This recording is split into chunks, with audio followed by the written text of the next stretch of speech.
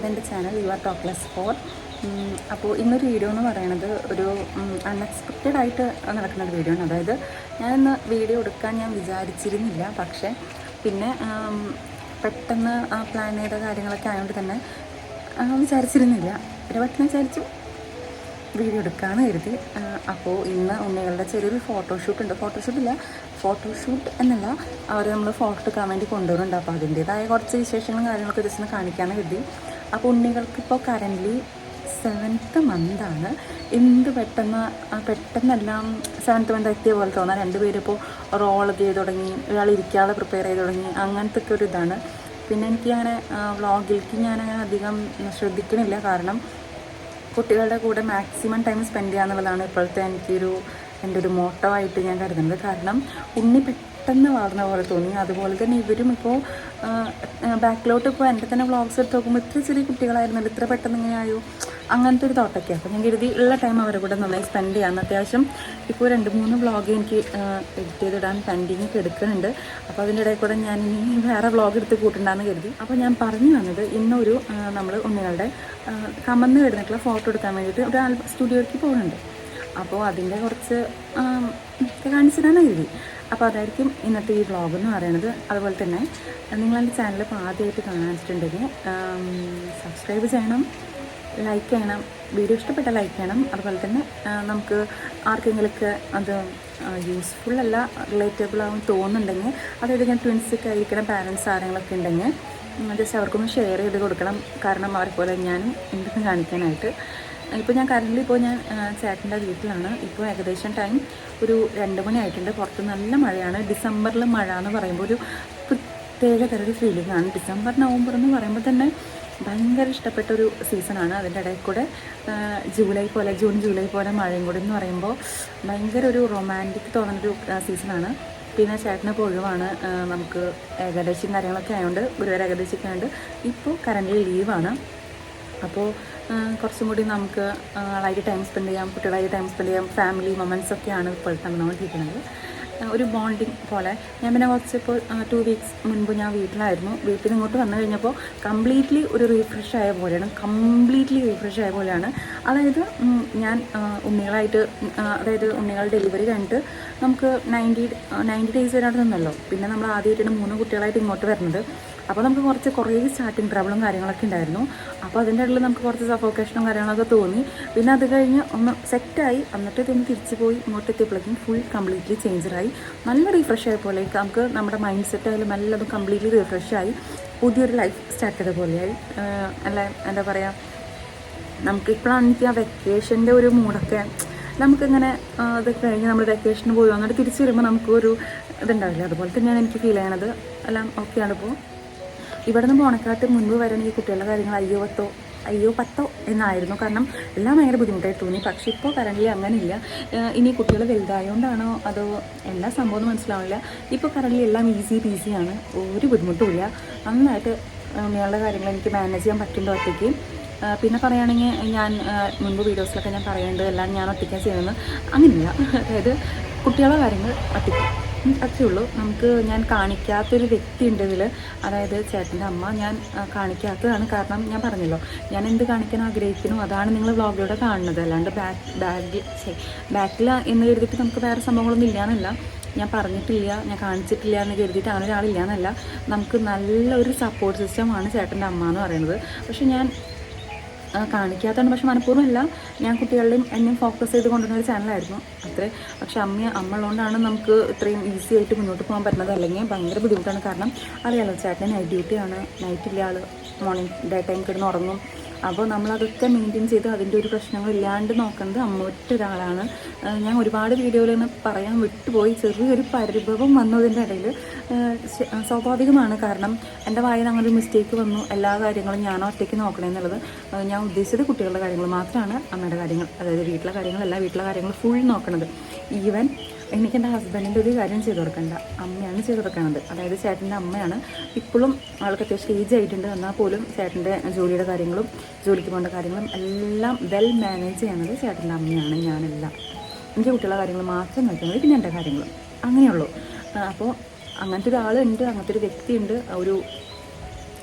അത് ഞാൻ പറയാൻ വിട്ടുപോയതാണ്. അപ്പോൾ ഇങ്ങനത്തെ ഒരു പരിഭവം വന്നു. അപ്പോൾ ഞാൻ ഓപ്പണായി പറയുന്നു, അങ്ങനെ ഒരാളുണ്ട്. അതുകൊണ്ടാണ് എനിക്ക് ഇവിടെ നിൽക്കാൻ പറ്റുന്നത്. എനിക്ക് ഒരുപാട് പേര് മെസ്സേജ് ചോദിച്ചിരുന്നു, എന്തിനാണ് ഹസ്ബൻഡിൻ്റെ വീട്ടിൽ ഞാൻ സ്ഥിരമായിട്ട് നിൽക്കുന്നത്, മാറി നിന്നു കൂടെ, അതായത് തിരിച്ച് അവിടെ ഇവിടെയായിട്ട് നിന്നുകൂടെ, അല്ലെങ്കിൽ എൻ്റെ വീട്ടിൽ പോയിക്കൂടെ, എൻ്റെ വീട്ടിലിപ്പോൾ അങ്ങനെ സ്കൂളിൽ പോകുന്ന കുട്ടികളൊന്നും എനിക്കില്ലല്ലോ, പിന്നെ എൻ്റെ വീട്ടിലായാലും ഇങ്ങനെ ബ്രദറിൻ്റെ മാരേജൊന്നും കഴിഞ്ഞില്ല, അപ്പോൾ അവിടെ പോയി മാറി നിന്നോട് എന്നൊക്കെ ചോദിച്ച് മെസ്സേജ് തന്നിരുന്നു. പക്ഷേ ഞാനാണ് ഇവിടെ സെലക്ട് ചെയ്തിട്ടുള്ളത്. എനിക്ക് നിൽക്കാൻ ഇഷ്ടം ഇവിടെയാണ്. പിന്നെ ഇടയ്ക്കിടയ്ക്ക് അവിടെ പോകാൻ തോന്നുമ്പോൾ ഒരു അക്കരപ്പച്ച സിൻഡ്രോം ഇടയ്ക്കിടയ്ക്ക് വരും, അത്രയേ ഉള്ളൂ. അല്ലാണ്ട് എനിക്ക് ഇവിടെ ഇഷ്ടമില്ലാഞ്ഞിട്ടോ അവിടെ ഇഷ്ടമില്ലാഞ്ഞിട്ടോ ഒന്നുമല്ല. ഞാനാണ് സെലക്ട് ചെയ്തിട്ടുള്ളത്. എനിക്ക് ചേട്ടൻ്റെ കൂടെ നിൽക്കണം എന്ന് നിർബന്ധമുള്ള ഒരാളാണ്. അതെനിക്ക് ഇപ്പോൾ ചെയ്യണതൊന്നും വലിയ കഷ്ടപ്പാടായിട്ട് തോന്നുന്നില്ല. പിന്നെ ഇങ്ങനെ വ്ളോഗൊക്കെ ചെയ്യുമ്പോൾ നമ്മൾ നമ്മുടെ കാര്യങ്ങളൊക്കെ പറഞ്ഞു വരുമ്പോൾ അയ്യോ ഇങ്ങനെയാണല്ലോ അവസ്ഥ എന്ന് എനിക്ക് തന്നെ തോന്നിപ്പോവും. അങ്ങനെയൊന്നുമല്ല. എന്നാലും എല്ലാം വെൽ ഓക്കെയാണ്. ഞാൻ സെലക്ട് ചെയ്തിട്ടാണ് ഞാൻ ഇവിടെ നിൽക്കുന്നത്. അല്ലാണ്ട് പിന്നെ എനിക്കും ചേട്ടനായാലും നിർബന്ധമുണ്ട്, എനിക്കായാലും നിർബന്ധമുണ്ട്. എനിക്കായാലും അച്ഛൻ്റെ അമ്മയിലും കൂടെ നിന്ന് കുട്ടികൾ വളരണം നിർബന്ധമുണ്ട്, ചേട്ടനായാലും അങ്ങനെ ഒരു നിർബന്ധമുണ്ട്. അപ്പോൾ നമ്മൾ ആസ് പാരൻസ് നമുക്ക് നമ്മുടെ മക്കൾ ഒരുമിച്ച് നിൽക്കണം, നമ്മളും ഒരുമിച്ച് വളരണം, അങ്ങനെയാണ്. പിന്നെ എൻ്റെ കാര്യം പറയുകയാണെങ്കിൽ ഞാനൊരു 21ാമത്തെ വയസ്സിലാണ് എനിക്ക് കല്യാണം കഴിഞ്ഞത്. അപ്പോൾ ബുദ്ധി വെച്ച് വളർന്ന ഒരു പ്രായം തന്നെയായിട്ടുള്ള 21 വയസ്സെന്ന് പറയുന്നത്. അപ്പോൾ എനിക്ക് ഏറ്റവും കൂടുതൽ ഇൻട്രസ്റ്റ് എന്ന് പറയുന്നത് ചേട്ടൻ്റെ കൂടെ നിൽക്കാമെന്ന് മാത്രമാണ്. പിന്നെ ഒരു ഫാമിലി തുടങ്ങുമ്പോൾ ബുദ്ധിമുട്ടുണ്ടെങ്കിലും എനിക്ക് വീട്ടിൽ പോയി നിൽക്കണം, എനിക്ക് അങ്ങനെ ഒരു തോട്ടില്ല. ചേട്ടൻ്റെ കൂടെ തന്നെ നിൽക്കണം, അതായത് നമുക്ക് ഒരുമിച്ച് വളരണം, അങ്ങനത്തെ ഉള്ള ഒരാളാണ് ഞാൻ. അതുകൊണ്ടാണ് ഞാൻ മാറി നിൽക്കാത്തത്. അത് ഞാൻ മുൻപ് വീഡിയോസിലൊന്നും ഞാൻ പറ്റി പറഞ്ഞിട്ടില്ല. അല്ലാണ്ട് എന്നെ ഇവിടെ പിടിച്ച് നിർത്തി കൊടുക്കുന്നതോ അങ്ങോട്ട് പോകാൻ വിടാഞ്ഞിട്ടോ അങ്ങനെയൊന്നും അല്ല. അങ്ങനത്തെ കുറച്ച് മിസ്അണ്ടർസ്റ്റാൻഡിങ്സ് ഒക്കെ കുറച്ച് പേർക്കുണ്ട്. അപ്പോൾ അത് ഞാനത് ക്ലിയർ ചെയ്തതാണ്. പിന്നെ ആഫ്റ്റർ ഓൾ ഞാനിവിടെ ഭയങ്കര ഹാപ്പിയാണ്. അതായത് കുട്ടികളുടെ കാര്യങ്ങൾ നോക്കിയിട്ടും അവരുടെ സന്തോഷങ്ങളും അവരുടെ വളർച്ചയും അതൊക്കെ നോക്കിയിട്ട് ഞാൻ നല്ല ഹാപ്പിയാണ്. എനിക്കത് മാത്രമേ വേണ്ടൂ, എനിക്കത് മാത്രം മതി എന്ന് വിചാരിക്കുന്ന ഒരാളാണ് ഞാൻ. പിന്നെ പറഞ്ഞ സബ്ജക്റ്റിൽ നിന്ന് മാറിപ്പോയി. അപ്പോൾ ഇന്നത്തെ ഈ ഒരു വ്ളോഗ് എന്ന് പറയുന്നത് ഞാൻ അങ്ങനത്തെ കുറച്ച് കാര്യങ്ങൾ പറഞ്ഞുള്ളൂ. കറണ്ട് ഒരു അവസ്ഥ എന്താണെന്നുള്ളത് ഞാനിപ്പോൾ ലാസ്റ്റ് ഇടുന്ന വീഡിയോ മിക്കതും എൻ്റെ വീട്ടിലുള്ളതായിരിക്കും. അത് കഴിഞ്ഞിട്ട് ഇപ്പോൾ 2 വീക്സ് ആയിട്ടാണ് ഞാൻ ഈ വീഡിയോ സ്റ്റാർട്ട് ചെയ്യണത്. കാരണം വീട്ടിൽ പോയി വന്ന് കംപ്ലീറ്റ്ലി ഒന്ന് റീഫ്രഷ് അടിച്ചിട്ടാണ് റീസ്റ്റാർട്ട് ചെയ്തിട്ടുള്ളതാണ് ലൈഫ് ഇപ്പോൾ. പിന്നെ ഇപ്പോൾ ഞാൻ കുളിച്ചിട്ടില്ല, കാരണം ഇങ്ങനെ മടി പിടിച്ചിരിക്കുകയായിരുന്നു. പിന്നെ നല്ല മഴയൊക്കെയാണല്ലോ. ഇപ്പോൾ ഒന്ന് പോയിട്ട് നമുക്ക് ഡ്രസ്സ് ചെയ്തിട്ട് നമുക്ക് പോവാം. ലേറ്റ് ആക്കുന്നില്ല, കാരണം ചേട്ടന് വന്നിട്ട് വേണം. ചേട്ടന് നൈറ്റ് ട്രിവാൻഡ്രം പോകണം, ഒരു ഷൂട്ടിങ് കാര്യങ്ങളൊക്കെ ഉണ്ട്. അപ്പോൾ ലേറ്റ് ആക്കുന്നില്ല, ഞാൻ കുളിച്ച് വരാൻ വേണ്ടി വെയിറ്റ് ചെയ്യണം. അപ്പോൾ അതിൻ്റെ ഞാൻ വ്ളോഗ് എടുക്കാൻ പറഞ്ഞപ്പോൾ കുറച്ച് കാര്യങ്ങൾ അങ്ങോട്ട് പറഞ്ഞു പോയതാണ്. അപ്പോൾ ഞാൻ പോയി കുളിച്ച് റെഡി ആയിട്ട് വരാം. ലോങ് വീഡിയോ ആയിരിക്കില്ല, ജസ്റ്റ് ഒരു ഷോർട്ട് വീഡിയോ ആയിരിക്കും. കാരണം നമ്മൾ 2 ഉണ്ണികളും, പിന്നെ അതായത് കൊച്ചും മാമിയും അതുപോലെ തന്നെ ഉണ്ണിയായിട്ടാണ് പോകുന്നത്. പിന്നെ ഒരു ബിഗ് അപ്ഡേറ്റ് എന്ന് പറയുന്നത് നമ്മുടെ കൊച്ചു അപ്പുവായി മാറി, അതുപോലെ തന്നെ ആമി കിങ്ങിണിയായിട്ട് മാറിയിട്ടുണ്ട്. എനിക്ക് അറിഞ്ഞൂടാ, ഞാൻ തന്നെയാണ് കൊച്ചു ആമീന്ന് ഇട്ടത്. അതുപോലെ തന്നെ ഞാൻ തന്നെയാണ് ഇപ്പോൾ കൊച്ചു ആമീന്ന് വിളിക്കാനൊരിതില്ല. അതായത് എനിക്കറിയാം ഞാൻ്റെ പേരാണ് കൊച്ചു ആമി എന്നുള്ളത്. എന്നാലും ഞാൻ വിളിക്കണത് അവർ അപ്പൂസെ കിങ്ങിണിന്നൊക്കെയാണ്. എനിക്ക് അറിഞ്ഞൂടാ. ഞാൻ പറഞ്ഞല്ലോ, എനിക്കൊരു മൾട്ടിപ്പിൾ പേഴ്സണാലിറ്റി സിൻഡ്രോം അല്ലെങ്കിൽ അക്കരപ്പച്ച സിൻഡ്രോം ഒക്കെ ഉള്ള ഒരാളാണ് ഞാൻ. അപ്പോൾ നമുക്ക് വേണമെങ്കിൽ അവരെ കൊച്ചു ആമീന്ന് വിളിക്കാം. പക്ഷേ വീട്ടിലിപ്പോൾ അവരെ വിളിക്കണത് അപ്പു ആൻഡ് കിങ്ങിണി, അപ്പൂസെ ആൻഡ് കിങ്ങിണി എന്നാണ്. കിങ്ങിണി ഇപ്പോഴും കൺഫേം അല്ല. പക്ഷേ കൊച്ചുവിനെ വിളിക്കണേക്കാട്ടും നന്നായിട്ട് അപ്പൂന്ന് വിളിക്കുമ്പോൾ റെസ്പോൺസ് ചെയ്യുന്നുണ്ട്. ഞാൻ ആ പറ്റാൻ ചെയ്യുന്ന വീഡിയോയിൽ ഇൻക്ലൂഡ് ചെയ്യാം. അവൻ അടിപൊളിയായിട്ട് റെസ്പോൺസ് ചെയ്യുന്നുണ്ട്. സോ കൊച്ചു ഇനി ഒഫീഷ്യലി അപ്പു ആയി മാറിയിട്ടുണ്ട്. പിന്നെ ആമിയുടെ കാര്യമാണ് കൺഫ്യൂഷൻ. ആമി ചിലപ്പോൾ ആമിയെ മുന്നോട്ട് പോകും, അല്ലെങ്കിൽ കിങ്ങിണിയായി മാറും ആസ് സൂൺ. ഇനി പറഞ്ഞ് ലേറ്റ് ആക്കണില്ല. ഞാൻ പറഞ്ഞില്ല കുറച്ച് ഒരു ബിസി ഡേ ആണെന്ന്. അപ്പോൾ ഞാൻ വേഗം പോയി റെഡി ആയിട്ട് വരാം. റെഡി ആയിട്ട് വന്നിട്ട് വേണം ഉണ്ണികളെ റെഡി ആക്കാനായിട്ട്. ഉണ്ണികളെ കുളിപ്പിക്കലും കാര്യങ്ങളൊക്കെ കഴിഞ്ഞിട്ടുണ്ട്. ഉണ്ണീനെ ഒന്നും ചെയ്തിട്ടില്ല, അവനെ കുളിപ്പിച്ചിട്ടൊന്നുമില്ല. അവൻ വാശി പിടിച്ച കിടന്ന് ഉറങ്ങാണ് ചെയ്തത്. ഉണ്ണികളെ റെഡി ആക്കാനുണ്ട്, ഡ്രസ്സിങ് ഒക്കെ വേണ്ട. പിന്നെ ബാക്കി കണ്ണും പിരുകൊക്കെ മേക്കപ്പ് ചെയ്തൊക്കെ ചെയ്ത് സെറ്റ് ചെയ്ത് കൊടുത്തിട്ടുണ്ട്. ഉണ്ണിയെ റെഡി ആക്കാനുണ്ട്. അപ്പോൾ നമുക്കെല്ലാം കൂടി പോകാം. ബാക്ക്ഗ്രൗണ്ട് ശ്രദ്ധിക്കേണ്ട, ഭയങ്കര അലങ്കോലാണ് കണ്ടോ. ഇവിടെ നമുക്ക് കുറച്ച് ഫോട്ടോസും കാര്യങ്ങളൊക്കെ ഉണ്ടായിരുന്നു. അതൊക്കെ ഞാൻ കറൻ്റ്ലി ഇപ്പോൾ റിമൂവ് ചെയ്ത് കൊടുക്കുകയാണ്. ചെറിയൊരു ഡിസംബർ മാസം ആകുമ്പോൾ എനിക്കൊരു പ്രത്യേക ഒരു എന്തോ ഒരു ത്വര വരും. ആ ഒരു ത്വര വന്നപ്പോൾ ഞാൻ കളഞ്ഞുള്ളതാണ്. ഇവിടെ നമുക്ക് ചെറിയൊരു വോൾ ഡെക്കർ ഞാനിപ്പോൾ പ്ലാൻ ചെയ്യുന്നുണ്ട്. അപ്പോൾ അതിന് വേണ്ടി കറൻ്റ്ലി ഇപ്പോൾ ഞാൻ എല്ലാ ഫോട്ടോസും ഞാൻ റിമൂവ് ചെയ്തു. പിന്നെ രാവിലെ എണീറ്റ് പോയതാണ് ബെഡ്, അതുപോലെ തന്നെ കിടക്കുന്നുണ്ട്. പിന്നെ വന്നു കഴിഞ്ഞതിൻ്റെ അതായത് വീട്ടിൽ നിന്ന് അവിടെ വന്നിട്ട് 2 ആഴ്ചയായി, എന്നാലും ഒരുപാട് കാര്യങ്ങൾ അങ്ങനെ കിടക്കുന്നുണ്ട്. പിന്നെ ഉണ്ണികളെ ബെഡായാലും അതെ. പിന്നെ ടേബിള് ഇവിടെയും നമുക്ക് കുറച്ച് ഫോട്ടോസ് ഉണ്ടായിരുന്നു, അവിടെയും കുറച്ച് ഫോട്ടോസ് ഉണ്ടായിരുന്നു. ഒക്കെ ഞാൻ റിമൂവ് ചെയ്ത് കൊടുക്കുകയാണ്. നമുക്ക് ഒരു നല്ലൊരു എസ്തെറ്റിക് വാൾ ഡെക്കർ ചെയ്യാൻ ഞാനിപ്പോൾ കറൻ്റ്ലി പ്ലാൻ ചെയ്യുന്നുണ്ട്. അപ്പം നമുക്ക് അതിന് വേണ്ടിയിട്ടാണ് ഞാൻ അതിൻ്റെ ഒരു വീഡിയോ ഞാൻ ഇടാം. ഞാൻ ചെയ്യുന്നുണ്ടെങ്കിൽ ഞാൻ വീഡിയോ ഇടുമല്ലേ, ഞാൻ പണ്ടത്തെ പോലെ തന്നെ ഡബിൾ ടാപ്പ് വെച്ചിട്ട് ഫോട്ടോസൊക്കെ തിരിച്ച് ഇവിടെ ഒട്ടിച്ച് ഭദ്രാക്കി വെക്കും. ഇപ്പോൾ ബെഡൊന്നും റെഡി ആക്കണില്ല, ഞാൻ പോയി റെഡി ആവാൻ നോക്കാം.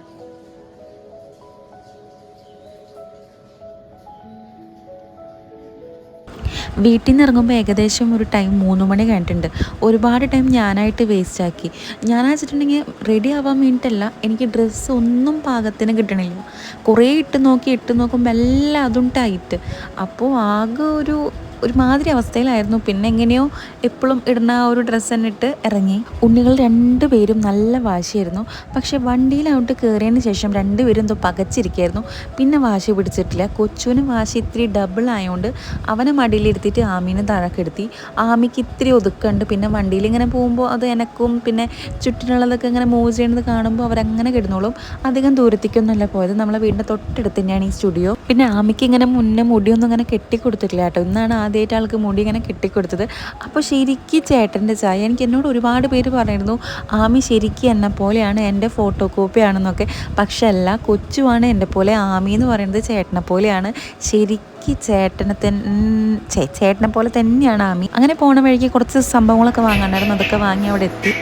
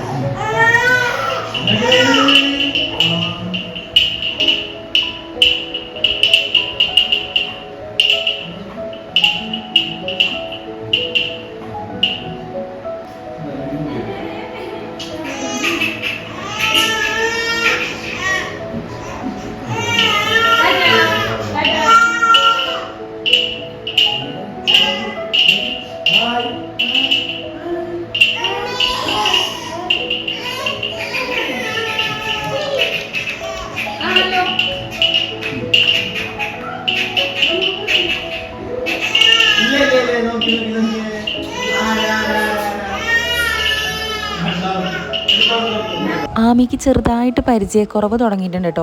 പരിചയമില്ലാത്ത ആരെങ്കിലും കണ്ടു കഴിഞ്ഞാൽ അവൾ ഭയങ്കര കരച്ചിലാണ്, പ്രത്യേകിച്ച് ആണുങ്ങളെ കണ്ടു കഴിഞ്ഞിട്ടുണ്ടെങ്കിൽ. അതുകൊണ്ട് തന്നെ അവൾ ഫുള്ള് കരച്ചിലായിരുന്നു. നല്ല ഫോട്ടോ ഒന്നും കിട്ടിയില്ല. ആമി ഇങ്ങനെ കരഞ്ഞുകൊണ്ടിരിക്കുകയായിരുന്നു. കൊച്ചു അടങ്ങി ഒതുങ്ങി നല്ല കുട്ടിയെ കിടന്നു. സാധാരണ തിരിച്ചാണ് ഉണ്ടാവാറ്, പക്ഷേ കൊച്ചു വട്ടം സെറ്റായിരുന്നു. ആമിക്ക് ഇങ്ങനൊരു പ്രശ്നം ഉള്ളതുകൊണ്ട്, കാണുമ്പോൾ കരയണ ആ ഒരു ഇതുള്ളതുകൊണ്ട് അവൾ നല്ല വാശിയായിരുന്നു. പിന്നെ ഉറങ്ങാത്തതിൻ്റെ ഒരു ഇതൊക്കെ ഉണ്ട്.